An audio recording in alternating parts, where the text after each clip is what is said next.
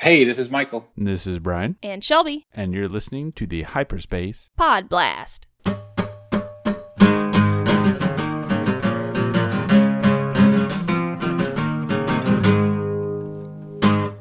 Aren't you a little short for a podcast? Huh? Hey, what up, people?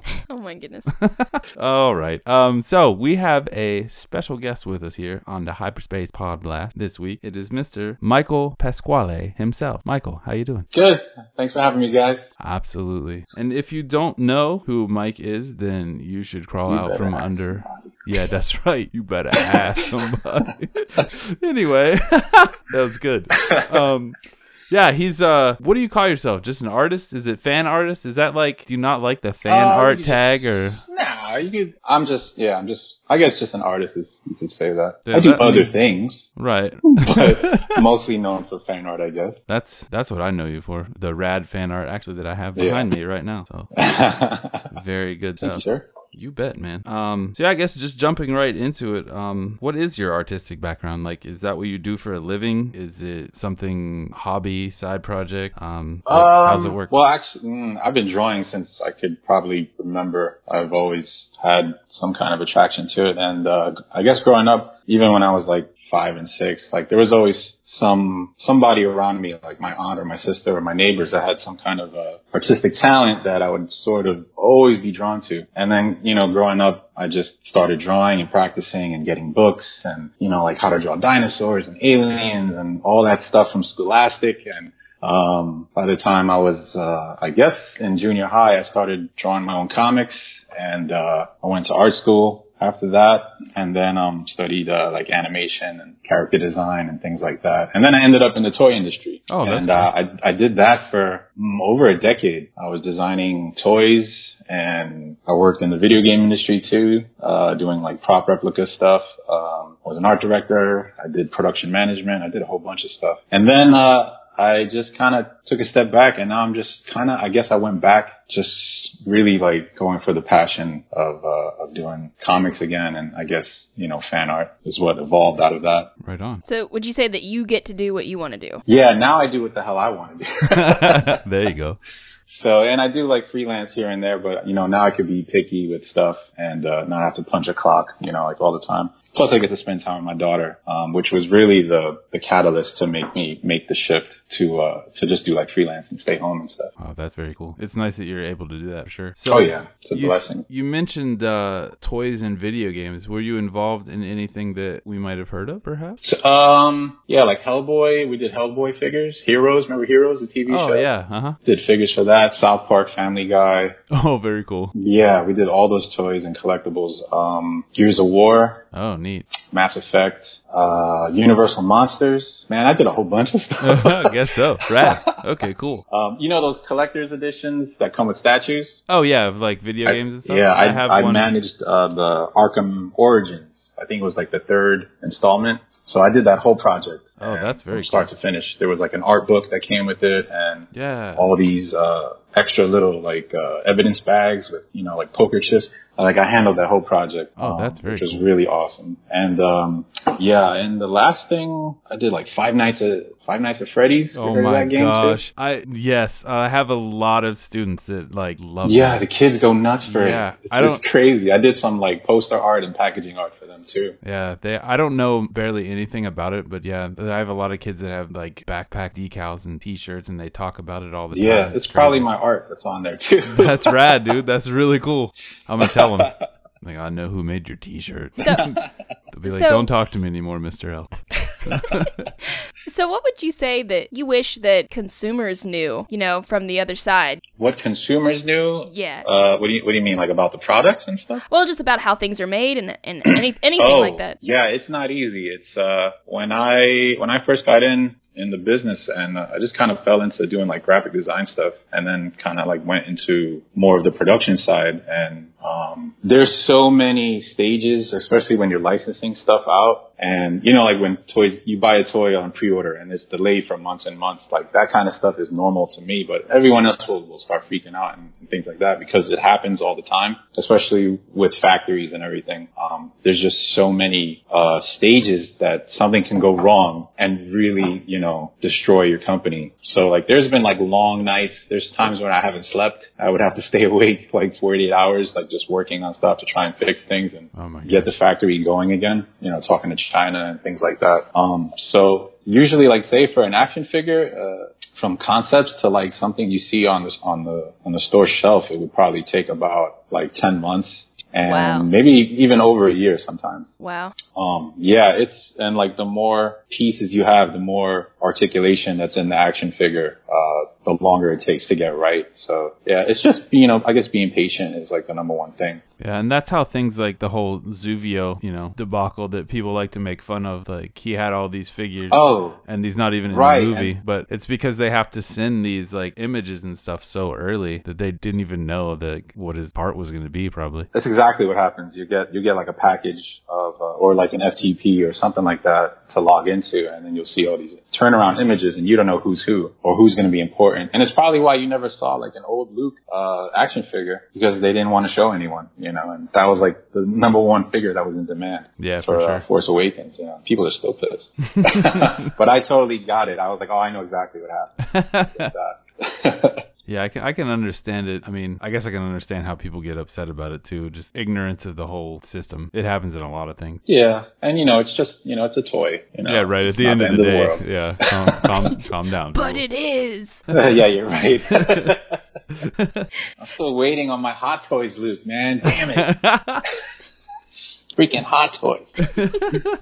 So, Michael, how would you say that you developed your personal style, and how's that like evolved over the years? Yeah, because you definitely have like randomly on Twitter, I'll see like people post fan art, and I'm like, oh, dude, that's definitely Mike. Really? Yeah. Dude, I'd love to hear that. Yeah, I feel like, you know, like I keep changing. I don't keep changing my style, but I just don't like to stay doing the same thing all the time. So when I first started like social media and stuff, or even before that, you know, you're a designer, you have to be super flexible. So if they say they want, you know, like My Little Pony, or they want, you know, Freddy Krueger or whatever, you know, you have to be able to do both. Right. So my style would always go from, you know, cartoony to, you know, like, stylish to like super, super stylish stuff, or ultra realistic. So I always had to be like, flexible. And the same thing when I started doing social media, I started off doing like real cartoony stuff because that's what I was really drawn to. And then it just sort of evolved into like this sort of, I guess,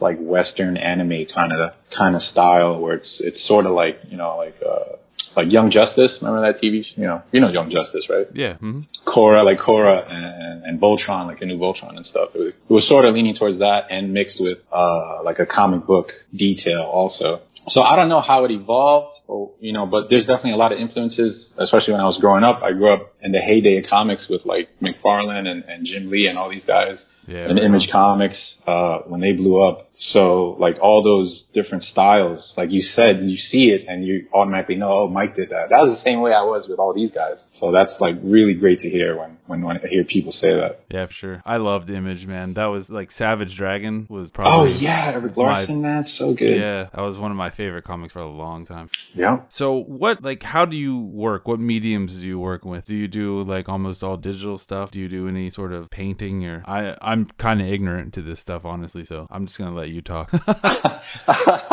Well, I used to do everything, you know, pencil and ink, and then I would color in the computer. And then, nowadays I use Cintiq, which is a drawing display. It's about like, it's one of the bigger ones, like 24 inches.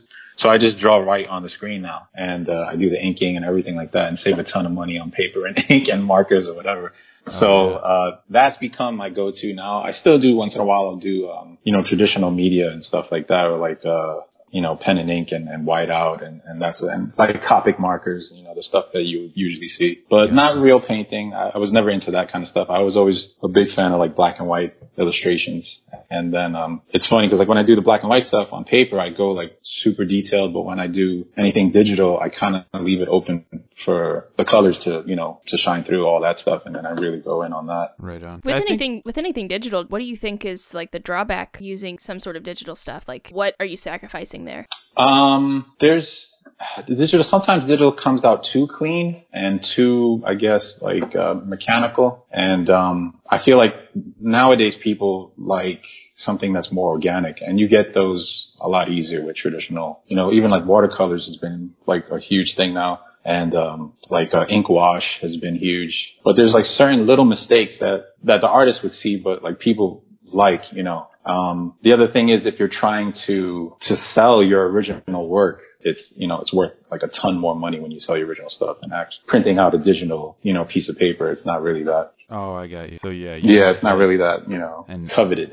Actual air quotes here painting versus, Exactly. But there's still, there's both good and bad. That's why I kind of like to go back and forth. But there's things you can do in digital that I could never do or have seen done, traditionally. So is there any sort of medium that you've never tried that you'd like to maybe give a whirl or something? Sculpting would be awesome, actually. I used to do sculpting when I was in art school, but, even like now, like 3D sculpting, I would love to take a shot at that and sort of, make my own things. Yeah. Is there like, awesome. Any sort of, I don't know, upcoming artists that are using like 3D printers to do sort of like the same thing as sculpting? Like you can sculpt it digitally and then have it printed? Oh, yeah, all the time. Like that's become the standard now also. For a while, we would do everything, traditionally. And then a lot of the sculptors we were using for the action figures, they would like take 6 months off and you wouldn't hear from them. And then they come back and they're like, hey, I've mastered ZBrush, which is, like the 3D program for sculpting. And they have all the equipment in their studio to print out and to like, buff out the lines. Because sometimes you'll get like these thin lines from the printouts. They'll do all that. They'll sand it down and it's like a hard, like a styrene kind of material. And from there you can mold and cast duplicates from that too. And then paint those and then have those sent to the factory. So it became like something that would take 6 months ended up taking like maybe 2, especially when you're making adjustments. So the 3D sculpting is when I started seeing that kind of work coming into the industry, I was just like, wow, this is the greatest thing ever. That's and then, there are artists too there's like home kits too. They're not as, they're not as precise as like the higher end machines that print out, but they do design their own kind of, characters and sculptures and print them out and sell those too. I actually hadn't thought about like 3D printing the first one and then doing like a more traditional mold and then mass producing it that way. That's pretty cool. Ooh, this is fun because I don't know anything about this. So this is like all knowledge. But since this is a Star Wars podcast, let's bring it back into the Star Wars zone here. And you do a lot of Star Wars, I guess we're calling it fan art. It's just really good art of Star Wars characters. That's just a lot harder to say. So fan art it is. But anyway, let's start with who's your very favorite Star Wars character to draw? Like if someone said, hey Mike, Luke Skywalker. Is that it? It's easy? Yeah, totally. You didn't even have to think about that. Farm boy, Jedi, old Luke. Yeah. Luke's my hero. There you go. Awesome. That was easy. Yeah. Yeah, there's no doubt. I remember I've said this story too, like to everyone, but when my mom took me to Return of the Jedi and he lit the green saber, that was like the greatest moment ever for me. Awesome. So who would you say your top 3 then? If you take Luke, well, okay, let's take Luke out of the equation. Top 3 after Luke. Vader. Definitely Vader's awesome to draw. The Emperor too. I'm really big into villains. So cool. Vader, the Emperor. Man, it could go probably any Sith. Revan was great. I love drawing Revan too. I drew him a couple times. Nice. Even Starkiller from the Force Unleashed video game. Mm-hmm. Yeah, he was so much fun to draw. Yeah, that was a cool character. Those were cool games too. Yeah. So what about like, when you're gonna draw a character, do you think about like the aesthetics of the character because it's like fun to draw, or do you actually think about how cool the character is? Like, I mean, I suppose yes, because you said Luke's your favorite character, so that's why you like to draw him. But do you ever get into drawing someone just because it's fun to draw and they might be a ho-hum character, I guess? Yeah, there's sometimes, let me look back. there's definitely a few characters that I was like, wow. Sometimes I would want to change them too, or I'd be like, even with like Vader's mask. Sometimes I would draw him just like A New Hope, but I kind of wanted him to have more of an angry look, that kind of thing. Oh, I got you. Like give him a little sharper. Yeah, like just more expression and stuff. There's kind of things like that I'll look at and just be like, or I could make this better. Let me try this. Or like, man, this dude's mask is crazy. I need to take a shot at this. Like Kylo's mask is crazy. I thought it was like a symmetrical thing. And then when I like found some reference and stuff, I was just like, oh no, it's all different here. But yeah, like every time I see a character and initially I like just see it and say, wow, this is cool. And then I'll like look for a reference online or on websites or whatever. And I'll find out it's super intricate. Like these guys really, really go in on the details and design, and it's amazing to me. Dude, that's always been kind of a thing with any sort of fan creation. I think it's because people like really hold your feet to the fire, or at least they used to. Like if you were gonna do something, it had to be accurate, or people would all be all over you. Like, here are the 18 things you did wrong when you drew this character. I get that all the time. And I'm just like, yeah, well, that's, oh, your eyes are too far apart. It's like, so I'm like, yeah, I would have done them closer if I wanted them. Believe it or not, I could have done that on my own. Gee, thanks. That's funny. Yeah, but I don't know. I get that a lot. And I was guilty of this too, like when I was younger, when the Star Wars Galaxies video game came out, and it was full of all these continuity errors, and it used to make my head explode. And now it's just kind of like, I don't know, I just want to enjoy stuff. I don't really care, Yeah, I think I'm at the same stage also, yeah. What's good is good. It doesn't really matter if it fits into some, convoluted, made-up space or not. Yeah, just have fun. Right on. Like, that's what we're doing here. Believe it or not, our podcast is not canon. What? I know. We probably just lost half our listeners. They're like, what? I thought this was legit. We're soon to be legends? I don't know. Maybe. Legendary. We're legendary. Oh, not even like a little bit. All right, so back to the matter at hand. Say someone decides today that they want to start doing Star Wars fan art. What advice would you give them? Okay. Or would you tell them, back off, this is my game? Yeah, I would definitely, be like Mafia style. And there you go. Hey, what do you think you're doing here? No. He's a made man. He is from New York, so I mean, take that for what you want. I'm like a semi-retired Floridian now, so I'm a little more chill. Oh, right on. No, actually, there's like so many fan artists that I love, and they're like completely opposite of what kind of stuff I do. The only thing I would probably say is don't be scared of anything and just put it out there and put it on as many outlets as you can, like not just, Twitter or Instagram, like, put it on every art website and like hit up every contest you can and like just, get yourself out there. Don't be shy about it. And the people that like your stuff they're going to come to you. There's going to be your people. And you're going to relate to them, they're going to relate to you, and you're going to have a great relationship. That's why I always try to like talk to my fans whenever they comment and stuff like that, because if they enjoy my work, there's something there that we connect with. And they have sort of like the same, I guess, style in their mind of what something should look like, and things like that. So there's definitely more in common when you have fans that enjoy your work. That was actually really well said. I'm touched. It was deep. You act like you're surprised, Brian. I'm not. I shouldn't be. The man's a genius. He's like the Thrawn of fan art. Yeah. Oh, God.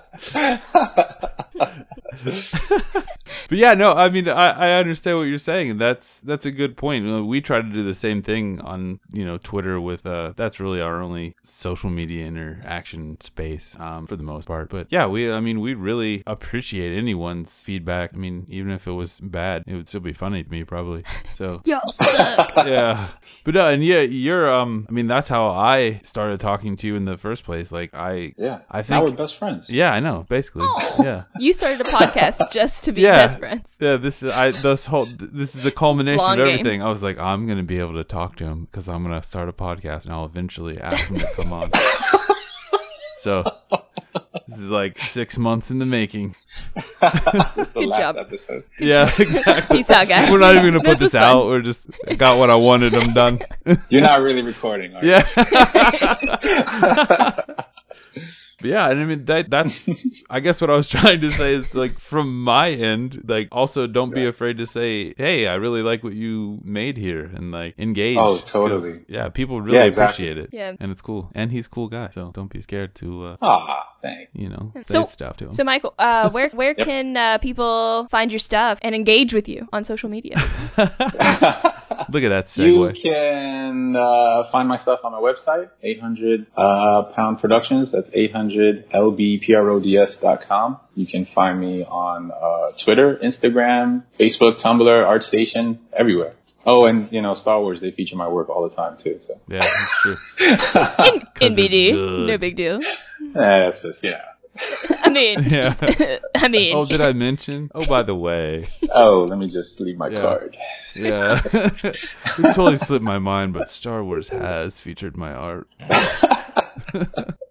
Awesome. Well, you can always check us out on Twitter at hyperspace_pod, or send us an email, hyperspacepodblast@gmail.com. If you get a chance, leave us a review on iTunes. That helps other people find the podcast, and that's about it. Yeah, definitely go check out Mike's work if you haven't.